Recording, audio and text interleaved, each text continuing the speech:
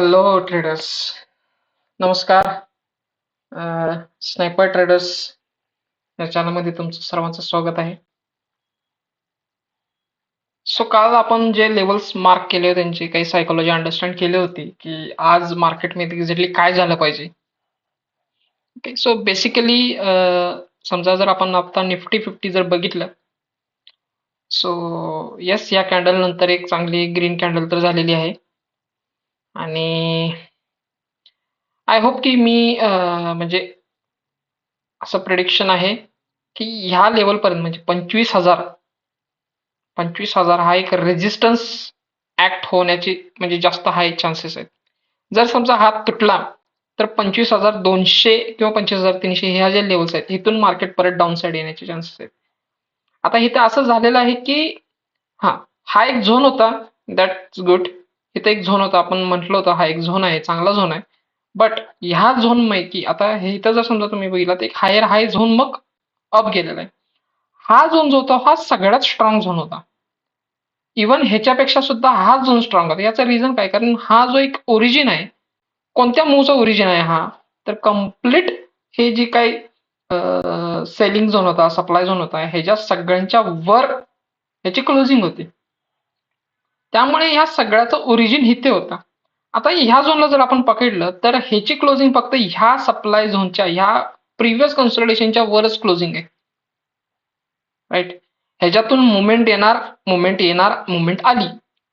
Okay, आता 25,500 म्हणजे sorry 25,000 किंवा 25,300, these are the two levels where Nifty can reach if it is possible from here, like 25,000 25,000 हिथूनच market परत down side येईल आणि ह्या रेजिस्टन्सला सॉरी ह्या सपोर्टला एक नवीन झोन क्रिएट केलाय, म्हणजे एक बायर्स म्हणजे रिटेलर्सचं पार्टिसिपेशन इथं इन्क्रीज व्हावं, ऍड व्हावं.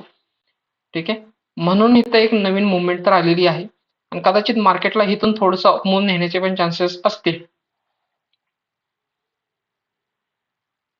ओके, बट माझ्यासाठी लेवल अजून सुद्धा डाऊन साइडच आहेत. डाऊन साठी मी बघतोय हा झोन इतका पण स्ट्रॉंग नाहीये, म्हणजे इतका चालणार नाही. जर समजा इथं जर साइडवेज गेलं मार्केट आणि साइडवेज जाऊन मग एखादा सप्लाय झोन जर तोडून वरती क्लोजिंग दिली तर आपण म्हणू शकतो की येस, की मार्केटमध्ये एक नवीन बाईंग चालू झालेली आहे. बट तोपर्यंत आपण मी म्हणू शकत नाही की मार्केटमध्ये बाईंग आलेलं आहे.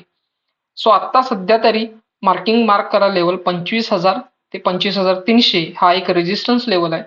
ह्या रेजिस्टन्स लेवल मधूनच डाऊनसाइड रिएक्शन पुन्हा येऊ शकते आणि हा जो सपोर्ट आहे 24,000, त्या 24,000 पर्यंत परत प्राइस येऊ शकते, कारण this is one of the round number. आणि ह्या सगळ्यांचं जे काही जेवढे काही रिटेलर्स ह्या झोनला, या सपोर्ट झोनला एंटर झालेत ॲज अ बाईंग साईडला, त्यांचे सगळ्यांचे एसएल असतील, त्यांच्या सगळ्यांचे एसएल खाण्यासाठी कदाचित ह्या लेवल पासून 24,000 ह्या पॉइंट पासून अप मूव्ह येण्याचे थोडेसे चान्सेस आहेत. ओके, सो निफ्टीसाठी तर मार्किंग हेच राहील. Let's see Nifty bank.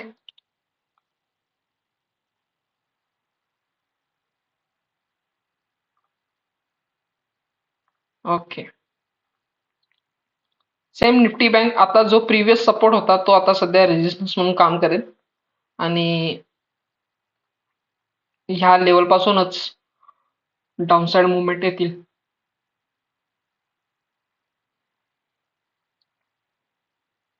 अजून तर वॉरचं काही म्हणजे समजत नाही, म्हणजे कुठपर्यंत. एक वीक तर चालणार होता, अजून वीक तर संपलेलं नाही. बघू अजून कुठपर्यंत वॉर चालत राहील.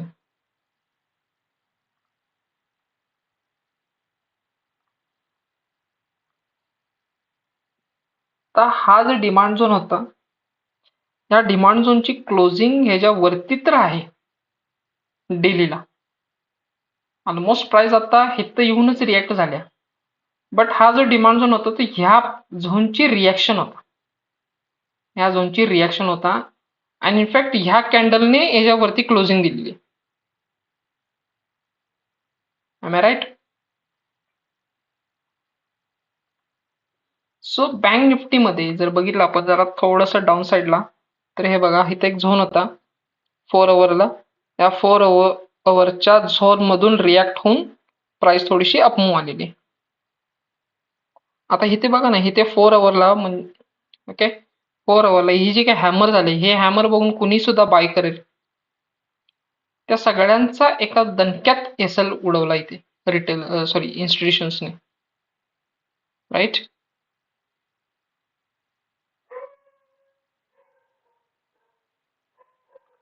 आता जे माझ्यासाठी लेवल्स आहेत बँक निफ्टीसाठी, ते डायरेक्ट डाऊनसाइड आहेत. म्हणजे मला अपसाइड एकही दिसत नाही.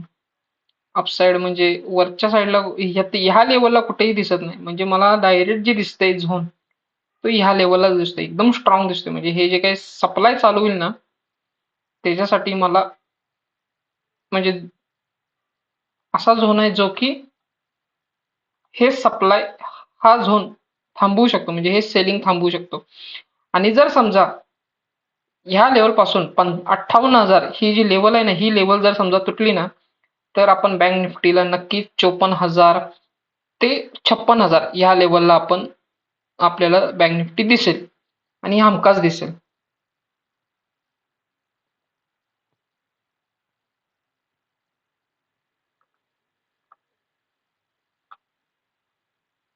ओके, ही लेवल मी म्हणतोय, ही लेवल खूप स्ट्रॉंग आहे. ही लेवल खूपच स्ट्रॉंग आहे. या लेवलला इथे तर डायरेक्ट कुणीही एंटर होऊ शकतो. 54,000 55,000च्या पॉईंटला कुणीही एंटर होऊ शकतो डायरेक्ट. बट एवढ्या लेवल खाली आहे ना, म्हणजे बँक निफ्टीमध्ये सगळे बँक्स जेवढे काय आहेत तेवढे सगळे डाऊन साइड होणे, दॅट्स व्हेरी रिस्की. म्हणजे एक डाऊन ट्रेंड चालू झाला असं एक प्रेडिक्शन, म्हणजे तिथे एक प्रोबॅबिलिटी होईल मग डाऊन साइड चालू झाला असं, राईट.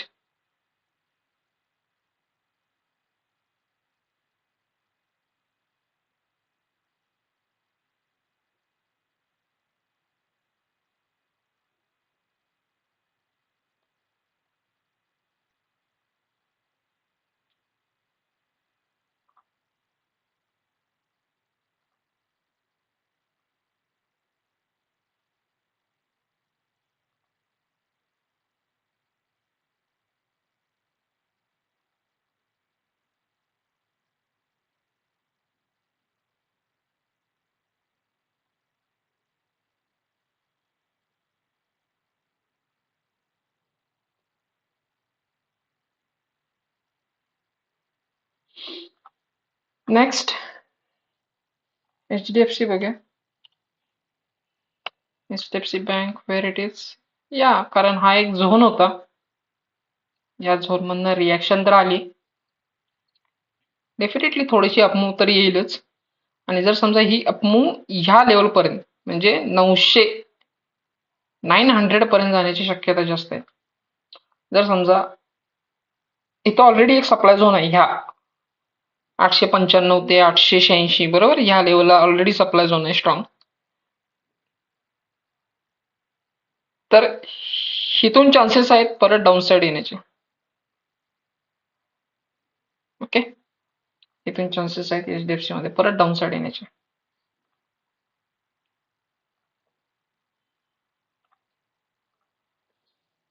सध्या तरी मार्केटमध्ये काही मजा नाही. ICICI डाऊन साइडच आहे माझ्यासाठी. ही ग्रीन कॅन्डल किती पण स्ट्रॉंग होते, ICICI माझ्यासाठी अजून तर डाऊन साइडच आहे. SBI life insurance, let's see. SBI life insurance मला विकली झोन मध्ये इथे एंटर झाला पाहिजे. म्हणजे ह्या लेवलला एक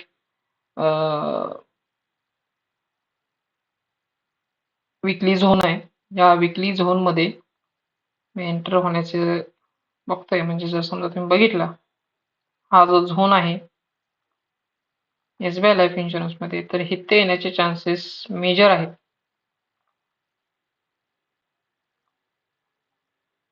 ओके, जर समजा हा मी बेस कॅन्डल सगळे पकडले, वरली जाऊ आपण टाइम फ्रेम वरती.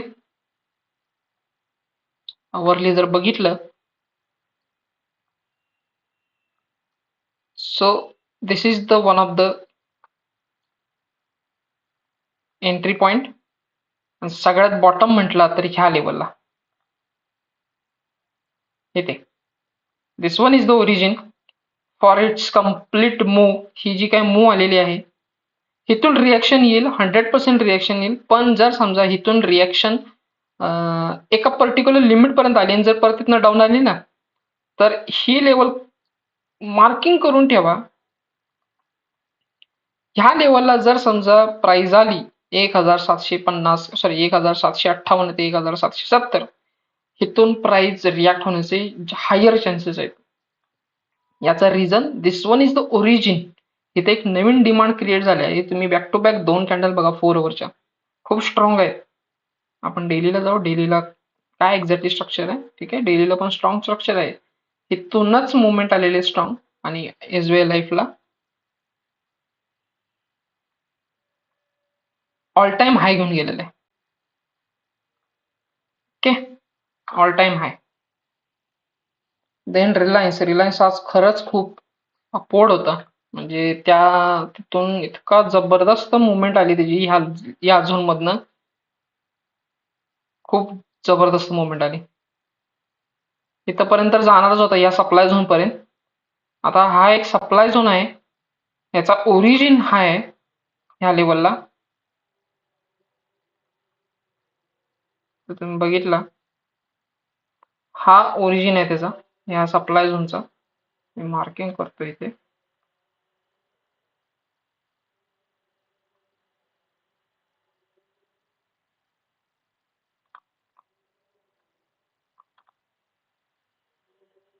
Okay, this one is the origin. If Reliance जर इथून डाऊनसाइड आला ना, माझं म्हणजे पर्सनल मत आहे की रिलायन्स ऍटलिस्ट ह्या लेवलला टच करायला पाहिजे आणि मग डाऊनसाइड येईल. आणि जर रिलायन्सला इथूनच या झोन पासूनच जर अप जायचं असेल ना, तर इथे तो साईडवेज गेला पाहिजे बघा. जसं की मी काल पण बोललो होतो, इथं तो साईडवेज गेला पाहिजे. साईडवेज जाऊन मग हे कन्सोलिडेशन 1-2 कॅन्डल मध्ये तोडलं पाहिजे आणि मग डाऊन साइड आलं पाहिजे. Then I can say Reliance मध्ये चांगली मोमेंटम आहे आणि मी इथं चांगल्या क्वांटिटीने एंटर करणार ह्या लेवलला परत जेव्हा आपण कधी येईल. ठीक आहे. बट आता जर समजा ह्या लेवलला उद्या जर समजा डायरेक्ट अशी रेड कॅन्डल बनली ना, तर समजून जावा की म्हणजे रिलायन्स मध्ये काय अजून मूव नाही. आणि जर इथून रिॲक्शन झाली तर मग परत डाऊन साइड मुवमेंट आहे. तुम्हाला रिलायन्स जर अपमूव्ह जायचं असेल तर व्ही व्ही रिकव्हरी स्ट्रक्चर मध्ये तर ना, ह्याच्या वरती, ह्या झोनच्या वरती क्लोजिंग दिली पाहिजे रिलायन्सने, तर आणि तरच पॉसिबल आहे.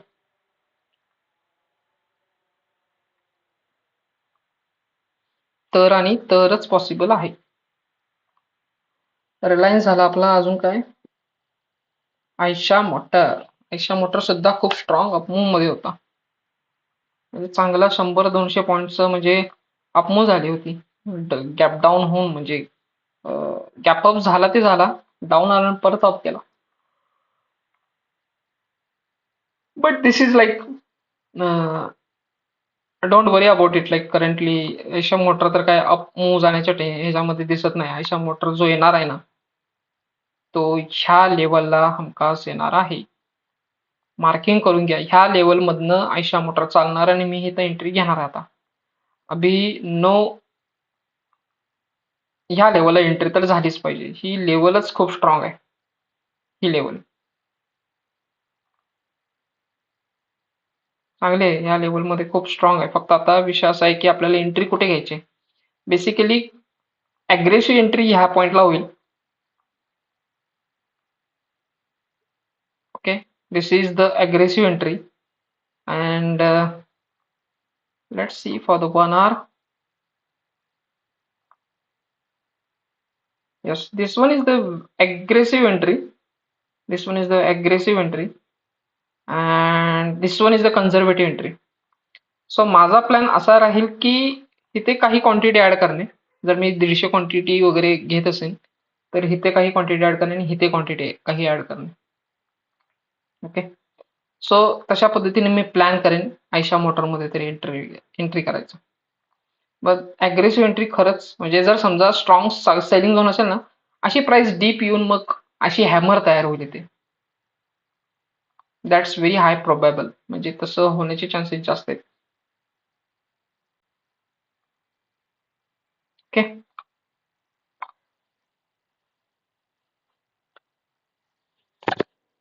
Let's see gold. Where is gold?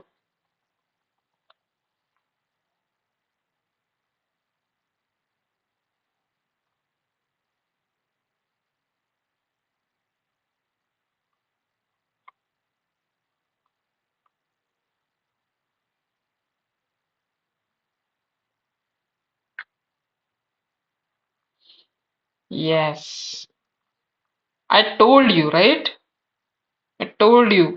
Gold मध्ये बाईंग येणार नाही. ओके, हे जे दिसतंय ना, हे खूप स्ट्रॉंग सेलिंग झालेलं आहे. आणि हिथून एक अशी डायरेक्ट रेड कॅन्डल तयार होईल ना, ही अशी जी रेड कॅन्डल दिसते ना, ही अशी सेम रेड कॅन्डल तयार झाली पाहिजे इन माय पर्स्पेक्टिव्ह. माझी प्रोबॅबिलिटी हे सांगते की ही अशी रेड कॅन्डल तयार झाली पाहिजे इथे.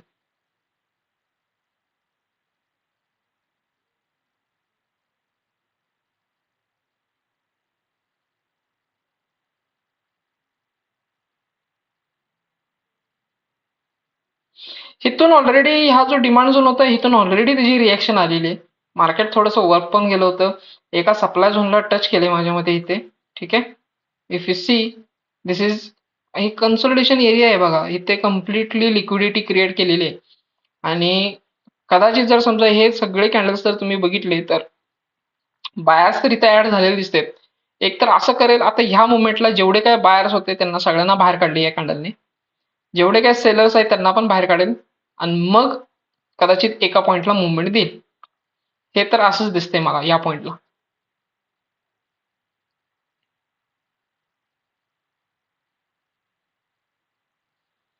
ओके, सो गोल्ड मध्ये मी अजून सुद्धा निगेटिव्हच आहे.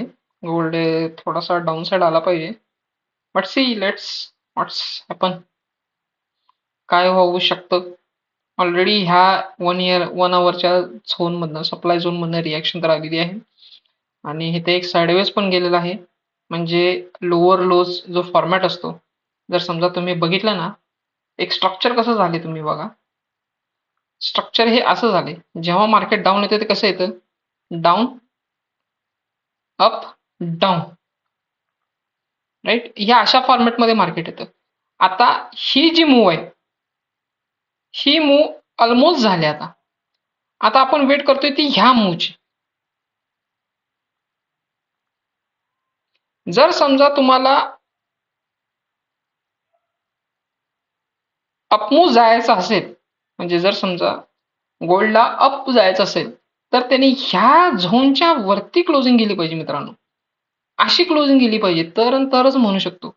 आणि दुसरी गोष्ट, जर समजा तुम्ही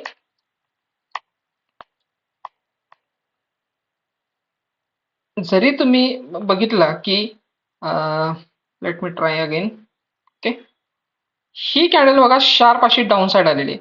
देन हळू हळू हळू, स्लो स्लो स्लो स्लो, अशी जाऊन अशी अशी झालेली आता.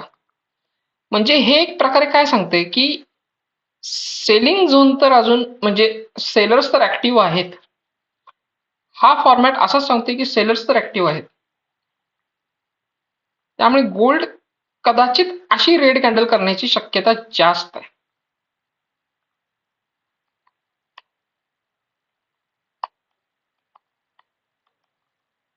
ओके, गोल्ड जी आहे ही अशी रेड कॅन्डल करण्याची शक्यता जास्त येते. ही अशी रेड कॅन्डल. लेट सी व्हॉट्स हॅपन. किंवा सगळ्यांचा एसएल खाऊन सुद्धा अशी रेड कॅन्डल करू शकतो. That's part of the game. It is a part of game, right. हा एक गेमचा पार्ट आहे तिथे.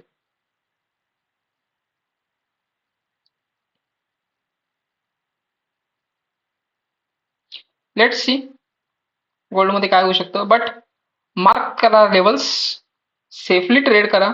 मी तर म्हणतोय सध्या ट्रेड पण करू नका, खूप व्हॉलेटाईल चालू आहे मार्केटमध्ये, खूप व्हॉलेटिलिटी आहे. मी तर बंदच केले, कारण माझं 2 मोठे लॉस झालेत. इव्हन म्हणजे 2-2% लॉस झालेत. बट सध्या मी ट्रेडिंग तर स्टॉप करतोय. बट रोज अनालिसिस करतोय तुमच्यासाठी, माझ्यासाठी. कारण हे जर अनालिसिस नाही केलं ना, तर कदाचित मला परत उद्या जाऊन मार्केटमध्ये काय चालेल काही सुद्धा कळणार नाही. ओके, सो आय होप हा व्हिडिओ तुम्हाला नक्कीच आवडेल. सो प्लीज शेअर करा, लाईक करा आणि सबस्क्राईब नक्कीच करा आणि तुमच्या मित्रांना पण पाठवा रे. ओके, ठीक आहे. थँक्यू. Bye bye.